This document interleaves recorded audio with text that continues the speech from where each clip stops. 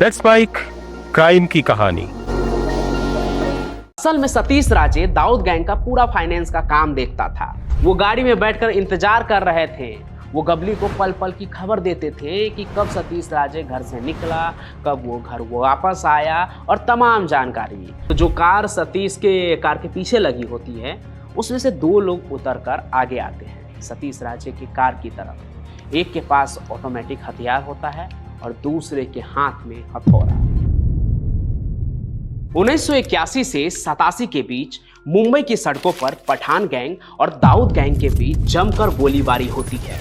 आलम यह था कि इनकी गैंग वार ने मुंबई की सड़कों को लाल कर दिया था, लेकिन 1987 में इन दोनों गैंग के बीच एक समझौता होता है और समझौते के तहत ये डिसाइड करते हैं कि अब वो दोनों शांत रहेंगे और मिल बांटकर मुंबई पर राज करेंगे।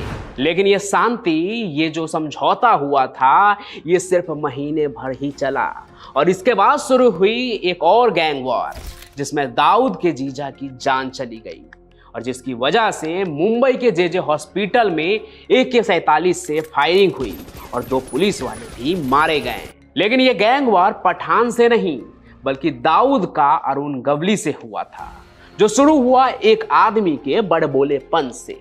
और वो आदमी दाऊद का खास था। पर कौन था ये आदमी और ऐसा क्या कर दिया उसने कि मुंबई में 2 गैंग एक दूसरे के दुश्मन बन गए? तो कहानी आज उसी इंसान की है जिसने ये सब कुछ करवा दिया, समझ लीजिए। लेकिन उसकी वजह से मुंबई की सड़कों पर इतना खून बहा कि आप अंदाजा नहीं लगा सकते हैं, और उसका नाम था सतीश राजे। अगर मुंबई पुलिस की माने तो सतीश राजे एक आवारा टाइप का आदमी हुआ करता था और सतीश के इस पूरे गैंगवार वाले सीन में आने से पहले अरुण गवली और दाऊद के बीच कोई दुश्मनी नहीं थी। असल में सतीश राजे दाऊद गैंग का पूरा फाइनेंस का काम देखता था। एक तरीके से कहें तो वो उसका अकाउंटेंट ही था और दाऊद के भाई नूरा का उससे खास दोस्ती थी। अब इसी वजह से दाऊद भी उसे मानने लगा था। बताते हैं कि वो इसके काम से इतना खुश हुआ कि एक बार तो दाऊद ने उसे होंडा अकॉर्ड गाड़ी ही गिफ्ट कर दी थी। तो जैसा कि मैंने कहा, सतीश राजे को दिखावे का बहुत शौक था। तब बांद्रा में सी रॉक नाम से एक होटल था जो कि सतीश राजे के घर से 10 किलोमीटर की दूरी पर था। लेकिन फिर भी उतनी दूर सतीश सुबह स्विमिंग करने जाया करता था।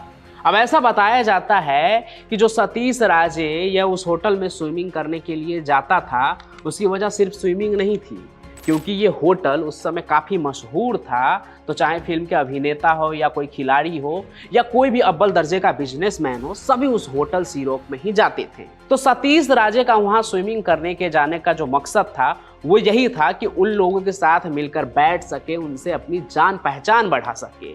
अब हुआ भी ऐसा ही जैसा इसने चाहा कि अब यहाँ सारे लोग इसको जानने लगे थे और पता चल गया था कि अगर उनका पैसा कहीं फंसता है तो उसमें सतीश राजे उनकी मदद कर सकता है।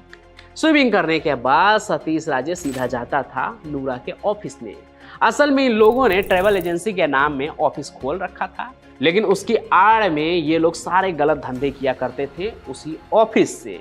अब ये वो ऑफिस था जहां अपने इनके जितने भी क्लाइंट हुआ करते थे, जिनका पैसा फंसा होता था मार्केट में या किसी को पैसे की जरूरत होती थी, तो उन सारी चीजों को वहीं पर निपटारा किया जाता था।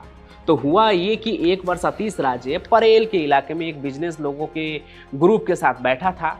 बिजनेसमैन के साथ इस मीटिंग में बड़बोलेपन में उसने बोल दिया कि अरे आप घबराइए नहीं, अगर जरूरत पड़ी तो जो डी कंपनी है वो अरुण गवली को भी देख लेगी। अब ये बात अरुण गवली तक तो पहुंच रही थी, क्योंकि वो भी परेल और उसके आसपास के इलाकों में ही अपनी दादागिरी चलाता था। उसको लगता है कि दाऊद गैंग उसके बिजनेस को तोड़ रहा है। उसे तो ये भी लगता है कि अगर डी कंपनी का दबदबा और ज्यादा बढ़ता गया तो जो बिजनेसमैन आज इसके साथ है यानी अरुण गवली के साथ, वो क्या पता कल को डी कंपनी के साथ खड़े हो जाएंगे। तो इसी बात को लेकर गवली के दिमाग में दाऊद को लेकर डर आता गया। अरुण गवली सोचता है कि अगर उसने जल्द ही कुछ नहीं किया तो आगे चलकर तो मुश्किल होगी। तो वो एक प्लान तैयार करता है कि इससे पहले कि डी कंपनी उस तक पहुंचे, वही क्यों ना डी कंपनी तक पहुंच जाए। अब ये वो दौर था जब डी कंपनी बहुत ज्यादा बदनाम भी हो चुकी थी और शायद ही कोई ऐसा शूटर होगा डी कंपनी का जो खुलेआम घूमता होगा, क्योंकि सबको जान का खतरा भी रहता था और पुलिस की भी नजर उन पर होती ही थी। लेकिन सतीश राजे इन सभी से बिल्कुल अलग था। जैसा कि मैंने बताया, ना वो गुंडा था ना डॉन था, वो अपनी होंडा अकॉर्ड कार में अकेले घूमा करता था जो दाऊद ने उसे गिफ्ट में दिया था। और साथ ही उसके दो खास दोस्त भी थे, दिनेश झाड़िया और प्रकाश उर्फ पकिया। ये दोनों अपनी खुली जीप से ही सीरक होटल में जाया करते थे। तो एक दिन ये होटल में जाने से पहले वहीं वॉक कर रहे होते हैं तो उन्हें एक अरुण गवली का शूटर दिलीप वहां दिखाई देता है, जो कि बैठकर अखबार पढ़ रहा होता है। इन्हें उस पर शक हो जाता है। शक इसलिए क्योंकि अरुण गवली के सीटर का डी कंपनी के इलाके में आकर इस तरह से अखबार पढ़ना नॉर्मल नहीं था। ऐसा नहीं होता था कि कोई शूटर दूसरे इलाके में जाकर यूं ही कहीं बैठ जाए। पकिया उसके पास जाता है और उससे पूछता है कि भाऊ आप यहाँ क्या कर रहे हो। अब उसने इतना बोला ही था कि तभी दिलीप के बाकी साथी पीछे से निकलकर वहां आते हैं। उन सभी के पास हथियार होता है। अब हथियार को देखकर एक बार तो पकिया डर जाता है कि क्या पता उसके साथ अब क्या हो जाए, लेकिन कुछ होता नहीं है और थोड़ी ही देर के बाद वो सभी वहां से चले जाते हैं। अब उनके जाने के बाद पकिया और दिनेश ये समझ जाते हैं कि ये सतीश राजे पर नजर रखने के लिए आए थे। वो दोनों सतीश राजे के घर जाते हैं, पकिया और दिनेश, और सतीश को बताते हैं कि अच्छा हुआ कि तुम आज होटल नहीं गए, अगर आज होटल गए होते तो तुम्हें तो मार दिया जाता। अब इतना सुनते ही सतीश राजे अपनी पिस्तौल निकालता है जो वो हमेशा अपने पास रख कर चलता था, और वो कहता है कि अगर कोई मुझे मारने आएगा तो मैं उसको ही मार दूंगा। अब सतीश राजे अपनी इस मद में था कि वो अपनी सुरक्षा कर सकता है, लेकिन दूसरे तरफ अब गवली गैंग ने सतीश राजे के घर के नीचे अपने लोग लगा दिए थे। वो गाड़ी में बैठकर इंतजार कर रहे थे। वो गवली को पल पल की खबर देते थे कि कब सतीश राजे घर से निकला, कब वो घर वापस आया, और तमाम जानकारी। कहा तो ये भी जाता है कि रेकी करने वाले लोगों के साथ एक पड़ोसी भी मिला था, यानी सतीश राजे का ही पड़ोसी जो गवली गैंग की मदद कर रहा था। इसकी खबर सतीश राजे के परिवार तक भी आ जाती है। उसको सलाह मिलती है सतीश राजे को कि वो अपनी सिक्योरिटी पर खास ध्यान दे, सिक्योरिटी को अपने साथ लेकर ही निकले। लेकिन राजे तो मानने वाला था नहीं। जैसा कि मैंने स्टार्टिंग में भी बताया कि वो बहुत ही ज़्यादा बड़बोला था। वो कहता था कि मुझे कोई सिक्योरिटी की ज़रूरत नहीं है, और एक ज़रूरी मीटिंग का बताकर वो घर से निकल जाता है एक दिन। जैसे ही सतीश अपनी कार लेकर नागपाटा की तरफ जाता है जहां दाऊद और उनके भाई लोग रहते थे, और उसकी कार एक रेड लाइट पर जाकर तभी रुकती है। लगभग वो 1 किलोमीटर के दूरी पर ही होते हैं ऑफिस से। तो जो कार सतीश के कार के पीछे लगी होती है उसमें से 2 लोग उतरकर आगे आते हैं सतीश राजे की कार की तरफ। एक के पास ऑटोमेटिक हथियार होता है और दूसरे के हाथ में हथौड़ा, और वो पास आते ही सबसे पहले हथौड़े से उसकी विंडशील्ड तोड़ते हैं और उसके बाद 8 गोली सतीश राजे के भीतर उतार देते हैं। सतीश राजे को इतना भी समय नहीं मिला कि जिस पिस्तौल के दम पर वो अपनी सुरक्षा करने की बात कह रहा था वो उसे निकाल भी पाए, इस्तेमाल भी कर पाए। अब सतीश राजे की मौत की खबर दाऊद के भाई नूरा तक भी पहुंचती है।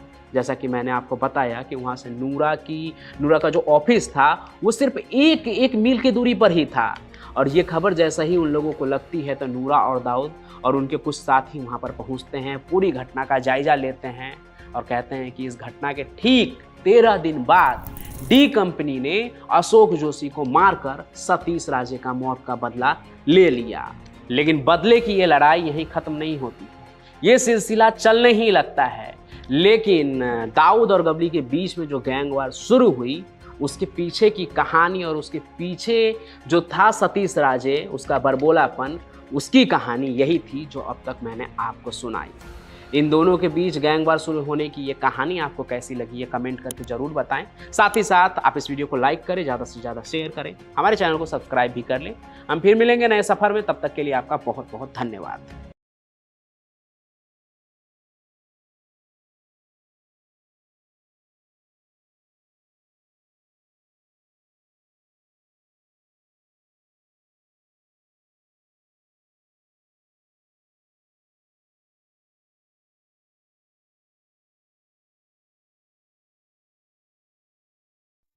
आप सुन रहे थे let's mind more than radio.